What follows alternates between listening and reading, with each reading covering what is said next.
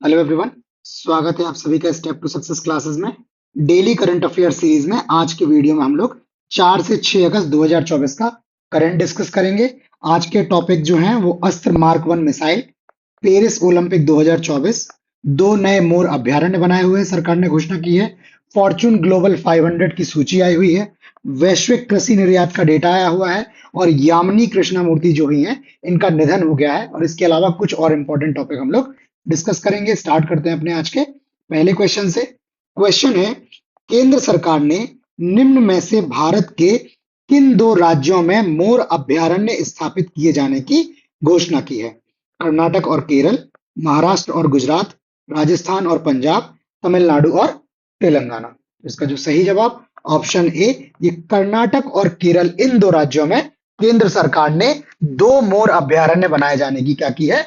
घोषणा की हुई है। ठीक है, ये जो दो मोर अभयारण्य है ये कर्नाटक के आदि चुनचनगिरी में और केरल के चुलनुआर जगह में क्या किया जाएगा? घोषित किया गया है।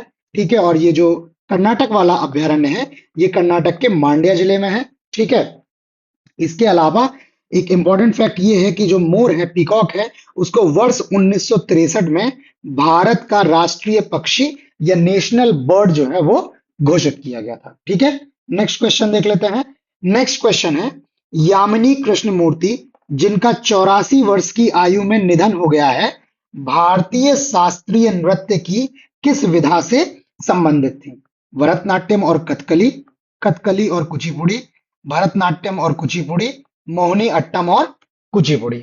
इसका सही जवाब ऑप्शन सी, ये यामिनी कृष्णमूर्ति जी जो है ये भरतनाट्यम और कुचिपुड़ी जो है ये सांस्कृतिक नृत्य की नृत्यांगना थी और इनका जो है वो 3 अगस्त 2024 को निधन हो गया है। 84 वर्ष की आयु में इनका निधन हो गया है। इनका जन्म 20 दिसंबर 1940 को आंध्र प्रदेश के चित्तूर जिले के मदनपल्ली में हुआ था। इसके अलावा इनको जो भारत रत्न के बाद जो भारत के सर्वोच्च नागरिक सम्मान है, पद्मश्री, पद्म भूषण और पद्म विभूषण, इन तीनों सम्मानों से इनको सम्मानित किया गया है। इसके अलावा इनको संगीत नाटक अकादमी पुरस्कार से भी सम्मानित किया गया था।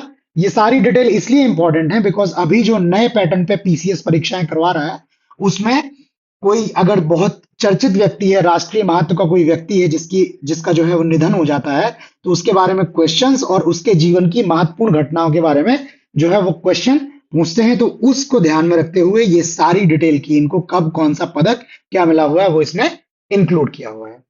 नेक्स्ट क्वेश्चन है, नोवाक जोकोविच ने निम्न में से किस खिलाड़ी को हराकर ओलंपिक खेलों में अपना पहला स्वर्ण पदक या गोल्ड मेडल जीता हुआ है? ये अभी पेरिस ओलंपिक चल रहे हैं। ऑप्शन है Rafael Nadal, Steffi Graf, Carlos Alcaraz और फेलिक्स ऑगर अलीसिया में। ठीक है, तो इसका सही जवाब ऑप्शन सी, ये कार्लोस अल्काराज को हराकर जो है नोवाक जोकोविच ने ओलंपिक खेलों में अपना पहला स्वर्ण पदक जीता हुआ है। ठीक है, ये जो प्रतियोगिता थी ये पुरुषों के टेनिस की एकल फाइनल या मेंस का सिंगल जो था टेनिस का, उसमें इन्होंने कार्लोस अल्काराज को हराकर ये पदक जीता है। इसके अलावा जो टेनिस की 4 सबसे महत्वपूर्ण प्रतियोगिताएं हैं जिनको ग्रैंड स्लैम बोलते हैं, तो ये 24 ग्रैंड स्लैम खिताब जीतने का भी जो है रिकॉर्ड है नोवाक जोकोविच का। और इसके अलावा जो नोवाक जोकोविच हैं ये ओलंपिक खेलों में पदक जीतने वाले सबसे उम्रदराज खिलाड़ी बन गए हैं। ठीक है, नेक्स्ट क्वेश्चन है, भारतीय वायुसेना ने हाल में 200 अस्त्र मिसाइलों की खरीद के लिए एक आदेश जारी किया है। इन मिसाइलों की मारक क्षमता क्या है? अस्त्र मिसाइल की आपको मारक क्षमता बतानी है। 400 किलोमीटर, 300 किलोमीटर, 200 किलोमीटर और 100 किलोमीटर। इसका सही जवाब ऑप्शन डी, ये अस्त्र मिसाइलें जो हैं इनकी मारक क्षमता, बोला जाता है कि इनकी मारक क्षमता 80 से 110 किलोमीटर के बीच में है। जब ये चेस कर रही होती हैं तो 80 से 110 किलोमीटर के बीच में इनकी रेंज होती है। ठीक है, और ये जो ऑर्डर है भारतीय वायुसेना ने जो डीआरडीओ का बीडीएल है, भारत डायनेमिक्स लिमिटेड, जो मिसाइलों का उत्पादन करता है, डीआरडीओ मिसाइलों का विकास करता है और विकास होने के बाद जब इनको मंजूरी मिल जाती है उपयोग के लिए तो भारत डायनेमिक्स लिमिटेड जो हैदराबाद में स्थित है वो इसका उत्पादन करता है। तो बीडीएल को 200 अस्त्र मिसाइलों के उत्पादन के लिए ऑर्डर दिया हुआ है भारतीय वायुसेना ने। और ये मिसाइलें जो हैं वो भारत में जो रूसी सुखोई 30 विमान है और जो भारत का अपना स्वयं का विकसित LCA तेजस लड़ाकू विमान है, इन विमानों में ये मिसाइलों को क्या किया जाएगा, एकीकृत या इंटीग्रेट किया जाएगा। इन जो विमानों की ये क्षमता को क्या कहें, मिसाइलें बढ़ा देंगी। थोड़ी सी डिटेल अस्त्र मार्क 1 मिसाइल के बारे में। ये बियॉन्ड विजुअल रेंज मतलब दृश्य सीमा के बियॉन्ड जो है, ये हवा से हवा में एयर टू एयर मार करने वाली मिसाइलें हैं, ठीक है। और इनकी रेंज जो है वो लगभग 100 किलोमीटर है। उनकी गति जो है वो 4.5 मैक या 5555 किलोमीटर प्रति घंटा है। और ये लगभग जो है वो सुपरसोनिक स्पीड है, ठीक है।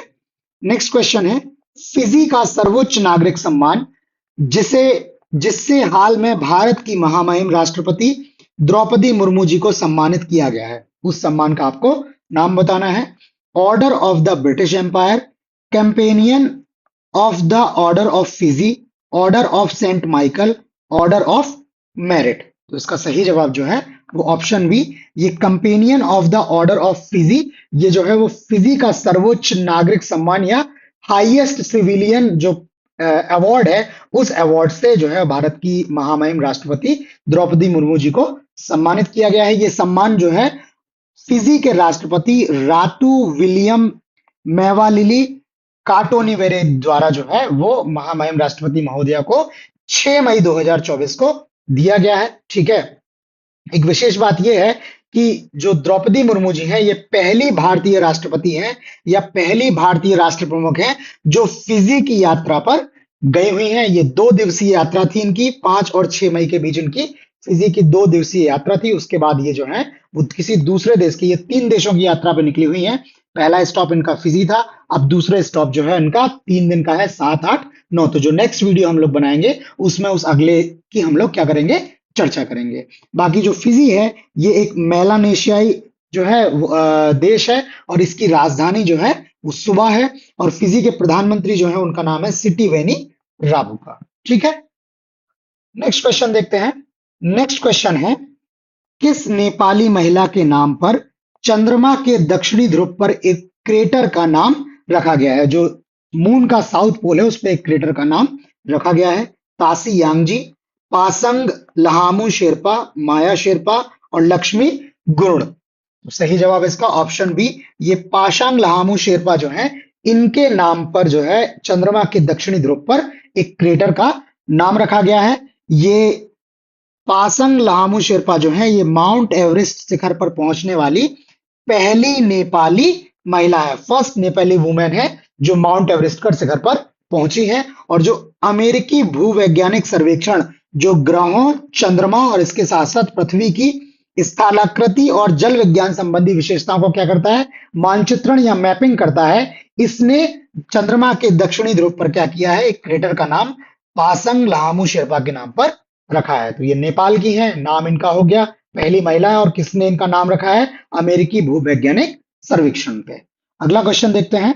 अगला क्वेश्चन है, 2024 पेरिस ओलंपिक खेलों के समापन समारोह के लिए भारत का ध्वजवाहक निम्न में से कौन होगा? फ्लैग बियरर जो है वो कौन होगा?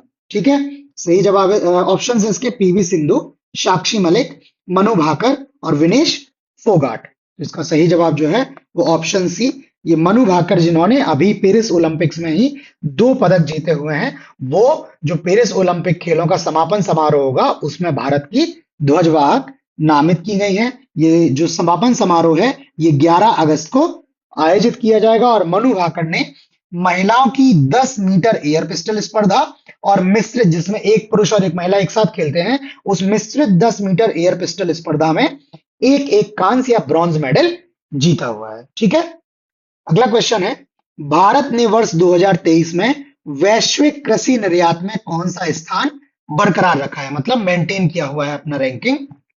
पहला, चौथा, 7वां और 8वां। सही जवाब इसका ऑप्शन डी, ये भारत ने वर्ष 2023 की जो वैश्विक कृषि निर्यात रैंकिंग है उसमें अपना स्थान 8वां जो है बरकरार रखा हुआ है। हालांकि जो भारत का निर्यात है वर्ष 2022 में ये 55 बिलियन डॉलर का था, जबकि वर्ष 2023 में जो है ये 51 बिलियन डॉलर रह गया है। लेकिन अभी भी जो है वैश्विक कृषि निर्यात में भारत की जो रैंकिंग या स्थान है वो 8वां स्थान अभी बरकरार रखा हुआ है। वैश्विक कृषि निर्यात में जो पहला स्थान है वो यूरोपीय संघ या यूरोपियन यूनियन, दूसरा स्थान जो है वो संयुक्त राज्य अमेरिका या यूनाइटेड स्टेट्स ऑफ अमेरिका, और तीसरा स्थान जो है वो ब्राजील का है। ठीक है। नेक्स्ट क्वेश्चन है, रिलायंस इंडस्ट्रीज वर्ष 2024 के लिए फॉर्च्यून की ग्लोबल 500 सूची में किस स्थान पर है? 88वें, 86वें, 155वें और 69वें। इसका सही जवाब ऑप्शन बी, ये वर्ष 2024 की जो फॉर्च्यून की ग्लोबल 500 सूची है उसमें भारत की रिलायंस इंडस्ट्रीज जो है वो 86वें स्थान पर है। इसने जो है वो वर्ष 2023 की तुलना में एक अंक का सुधार किया है। पिछले वर्ष जो है ये 87वें स्थान पर था। और ये जो रिलायंस इंडस्ट्री है ये सर्वोच्च रैंक वाली भारतीय कंपनी बनी हुई है। अभी भी भारतीय कंपनी जो है ये सर्वोच्च रैंक वाली है, इसके पहले भी ये थी। और जो ये 500 सूची है इसमें कुल 9 भारतीय कंपनियां क्या है शामिल हैं। अगर आप लोग चाहें तो इंटरनेट के थ्रू बाकी 8 भारतीय कंपनियों के नाम भी देख सकते हैं। ठीक है, अगर आप इतना पढ़ना चाहते हैं तो। बाकी जो इसमें टॉप 3 है, तो पहले नंबर पर अमेरिकी कंपनी वॉलमार्ट, दूसरे स्थान पर भी अमेरिकी कंपनी Amazon.com, जबकि तीसरे स्थान पर चीनी कंपनी स्ट्रेट ग्रिड जो है इस पर दर्ज की गई है। अगला क्वेश्चन है, किस देश ने अमेरिकी फर्म स्पेस एक्स के स्टारलिंक नेटवर्क का मुकाबला करने के लिए एक उपग्रह समूह या सैटेलाइट का ग्रुप जो है वो लॉन्च किया हुआ है? भारत, जापान, चीन और फ्रांस। तो सही जवाब इसका ऑप्शन सी, ये चीन ने जो है वो अमेरिका के स्टारलिंक नेटवर्क का मुकाबला करने के लिए अपना एक उपग्रह समूह नेटवर्क जो है वो लॉन्च किया हुआ है। इसमें इन्होंने 18 उपग्रहों को क्या किया है, सफलतापूर्वक कक्षा में स्थापित किया है। ठीक है। इन उपग्रहों को संघाई स्पेसकॉम सैटेलाइट टेक्नोलॉजी द्वारा लो अर्थ ऑर्बिट में क्या किया गया है, लॉन्च किया गया है। और इन उपग्रहों को जो इनका रॉकेट है लॉन्ग मार्च 6 रॉकेट, इसके द्वारा जो है वो अंतरिक्ष में ले जाया गया है। और ये नेटवर्क जो है वो उपभोक्ताओं, कंज्यूमर्स, कंपनियों और सरकारी एजेंसियों को क्या करेगा, इंटरनेट सुविधा उपलब्ध कराएगा अमेरिका की स्टारलिंक नेटवर्क के मुकाबले में। ठीक है। तो ये 4 से 6 अगस्त का जो हमारा करंट अफेयर्स है इसमें इतने ही क्वेश्चंस हैं। आपको ये वीडियो कैसा लगा हमें लाइक करके कमेंट करके जरूर बताएं। अगर आप नए हैं तो आप चैनल को सब्सक्राइब करके नोटिफिकेशंस भी ऑन कर लें ताकि आपको नए कंटेंट के बारे में टाइमली इंफॉर्मेशन मिलती रहे। तो आज इतना ही, बाकी नए क्वेश्चंस के साथ जल्द मिलते हैं। तब तक के लिए धन्यवाद।